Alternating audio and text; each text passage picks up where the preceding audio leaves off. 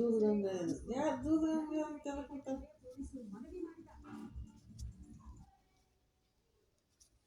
ಬರುತ್ತೆ ಆದ್ರೆ ಯಾವ ರೀತಿ ಚಿಕಿತ್ಸೆ ಪಡಿಬೇಕು ಅನ್ನೋದನ್ನು ಅವಳಿಗೆ ಗೊತ್ತಾಗಲ್ಲ. ಎಲ್ಲ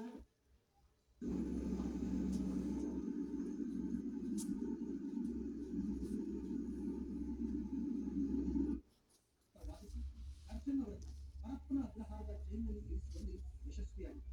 ಪ್ರಸನ್ನಕುಮಾರ್ ಅವರ ಜಾಗದಲ್ಲಿ ಬೇರೆ ಯಾರಾದರೂ ಇದ್ದಿದ್ರೆ ದರ್ಶನ್ ಪ್ರಭಾವ ಬಳಸಿ ಇಡೀ ಪ್ರಕರಣದಿಂದ ತಪ್ಪಿಸ್ಕೊಳ್ತಾ ಇದ್ರು. ಆದ್ರೆ ದರ್ಶನ್ಗೆ ಕುಂಚರು ನಿಂತರು ಮಲಗಿದ್ರು ಸಾಕು ಹಂತ ಹಂತವಾಗಿ ಕಾಣುವುದು ಶುರುವಾಗಿದೆ. ದರ್ಶನ್ ಪೊಲೀಸ್ ಕಸ್ಟಡಿ ಮುಗಿದಾಗಿನಿಂದಲೂ ಇಲ್ಲಿ ತನಕ ಎಸ್ಪಿಪಿ ಪ್ರಸನ್ನಕುಮಾರ್ ದರ್ಶನ್ ಅವರನ್ನ ಕಾಡ್ತಾ ಬಂದಿರೋ ಹೇಗೆ ಅನ್ನೋದನ್ನ ಹೇಳ್ತೀವಿ.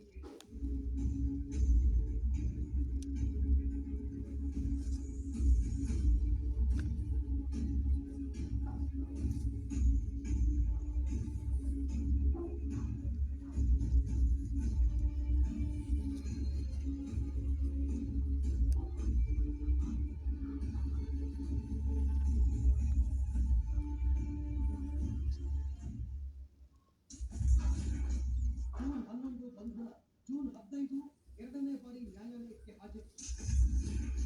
ಪೊಲೀಸ್ ಕಸ್ಟಡಿಗೆ ಮತ್ತೆ ದರ್ಶನ್ ಪಡೆದು ಹೇಗೆ ಎಸ್ಪಿ ಪ್ರಸನ್ನಕುಮಾರ್ ಅಂತ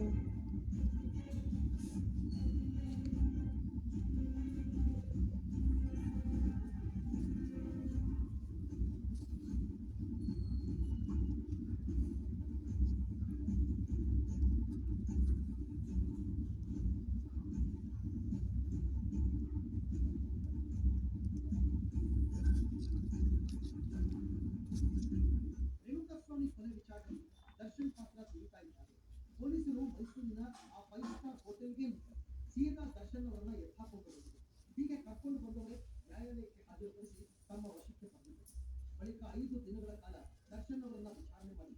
ಆದರೆ ಆ 5 ದಿನಗಳ ಕಾಲವು ದರ್ಶನ್ ಸಾರ್ ನನ್ನ ಬಿಟ್ಬಿಡಿ, ಇದಕ್ಕೂ ನನಗೂ ಸಂಬಂಧ ಇಲ್ಲ, ನಾನು ಅವನಿಗೆ ಬೆದರಿಸಿದ್ದು ನಿಜ, ಮಾಡಿದ್ದು ತಪ್ಪು ಅಂತ ಬೈದು ಅವನನ್ನ ಬಿಟ್ಟಿದ್ದರು.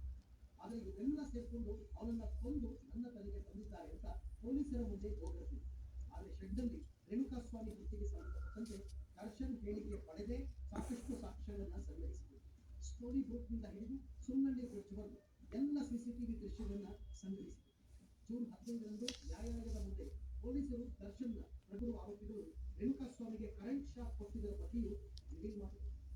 ದರ್ಶನ್ ಇಲ್ಲಿ ರೇಣುಕಾಸ್ವಾಮಿ ಬಾಡಿ ವಿಲೇವಾರಿ ಮಾಡೋದಕ್ಕೆ ಹಾಗೆಯೇ ಈ ಕೊಲೆಯನ್ನ ನಾವೇ ಮಾಡಿದ್ದು ಅಂತ ಪೊಲೀಸರ ಮುಂದೆ ಅಪ್ರೂವಲ್ ಆಗೋದಕ್ಕೆ ಹಣ ನೀಡಿದೆ. ಒಬ್ಬೊಬ್ಬರಿಗೂ 5 ಲಕ್ಷ ಸೇರಿ ಇನ್ನು ಉಳಿದ ಕೆಲಸಗಳಿಗೆ ಒಟ್ಟಾರೆ 30 ಲಕ್ಷ ರೂಪಾಯಿ ವ್ಯವಹಾರ ನಡೆದಿದ್ದು ಆರಂಭದಲ್ಲಿ ಕಂಡುಬಂದಿದೆ.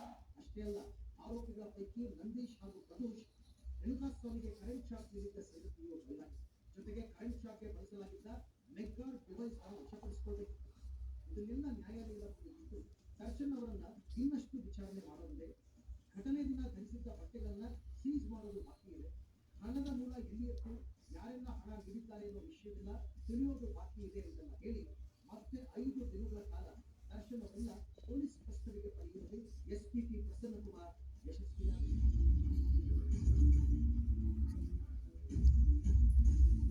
ಅದು ಕಣ್ಣು ಬೆಳ್ಳ ತುರುಕಿದ್ದವ ತನ್ನೆ ಕಣ್ಣು ಇರ್ಬೇಕಣ್ಣ ಅಂತ ಅಂತಾನೆ. ಐದ್ರ ಅಮ್ಮ ನಮಗೆ ರಾತ್ರಿ ಊಟಕ್ಕೆ ಒಟ್ಟಿಗೆ ಹಾಕರೆ ರಮ್ಮ ಅಂತಾನ.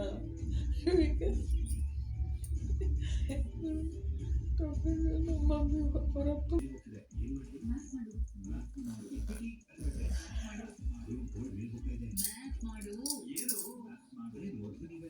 ಪ್ರತಿ ಸಲ ಫೈನಾನ್ಷಿಯಲ್ ಅಡ್ವೈಸ್ ಕೊಡ್ತಿದ್ರಿ, ಈಗಲೂ ಕೊಡ್ತಾ ಇದ್ದೀವಿ. ಮ್ಯಾಥ್ ಮಾಡು.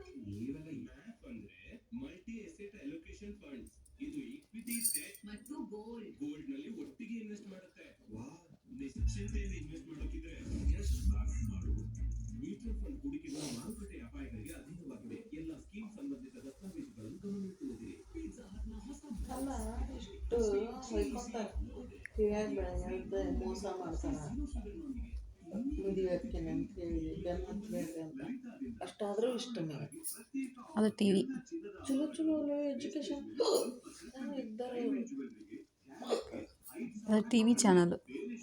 ಅಲ್ಲ ಮಾಡೋರು ಚಂದ ಇರೋದು ನಾನು ದಳ ಸೇರಿಸ್ಬೇಕ.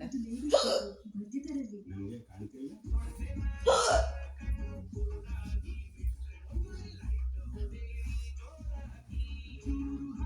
ಹ್ಯಾಪಿ ಡೇಸ್ ಬಾಯ್ ಚೂರು ಹಲ್ಕಿರಿದು ಮಾತಾಡಿ ಚೆನ್ನಾಗಿ.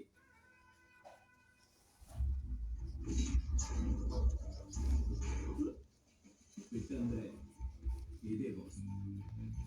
ಪ್ರೀತಿಸಿ ಪರಿಣಾಮಕಾರಿಯೇ ಕೋಟಿ ಉತ್ತರಗಳಿವೆ. ಪ್ರೀತಿಸಿ ಅದೊಂದು ಭರವಸೆ. ಉಸಿರಾಟ ಸಂಬಂಧಿತ ಸಮಸ್ಯೆಗಳಿಗೆ ಪರಿಹಾರ ನೀಡಲು ಆಯುರ್ವೇದಕ್ಕೆ ಸಾಧ್ಯ ಎಂಬ ಭರವಸೆ. ಎಲ್ಲ ಜಗಕ್ಕೆ ಹಚ್ಕೊಂಡ್ರು ಬರ್ತಾವ ಅಂತೇಳಿ ಅಯ್ಯೋ ಬೇಡ ಇವ ನಾವು ಕ್ಲೀನ್ ಮಾಡ್ಕೋಬೇಕಂದ್ರೆ ಟೈಮ್ ಸಿಗೋದು. ಯಾಕೆ ಈಗ ಬಾತ್ರೂಮ್ ಅಮ್ಮ ಅಮ್ಮ ಅನ್ಸಂಗಿಲ್ಲ ಬೇಗ ಕಳ್ಸಂತೇಳಿ ನಾಳೆ. ಏ ಬೇಡ ಅಂತ ರೂಢಿ ಇಡ ಬೇಡ ಹುಡುಗರು.